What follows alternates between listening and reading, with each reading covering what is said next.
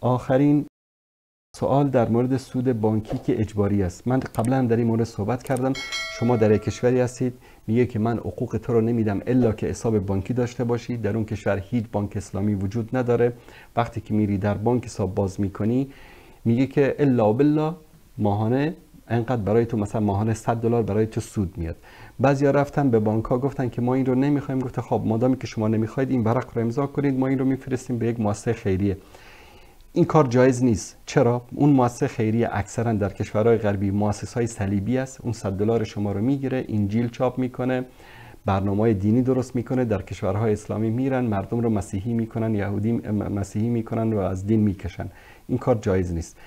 علما در مجمع فقه اروپا فتوا دادن که کسانی که اینطوری اجباراً مجبوراً یک سودی از بانک برایشون میاد، این سود رو چیکار میکنن؟ از بانک میگیرن مجبوراً، نه اینکه حلال است.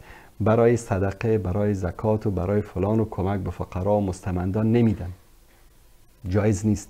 این رو در راههایی که مثلا برای ساختن توالت های مسجد، برای ساختن توالت های یک مدرسه دینی، برای ساختن مثلا یک راهی، برای ساختن یک پلی، در این راه ها استفاده کردنش اشکال نداره. اما به یک مسلمان نمیدی، به عنوان صدقه به کسی نمیدی، چون که این پول حرام است و پول حرام و هیچ طمع و توقع ثوابی رم نباید داشته باشه انسان از این پول.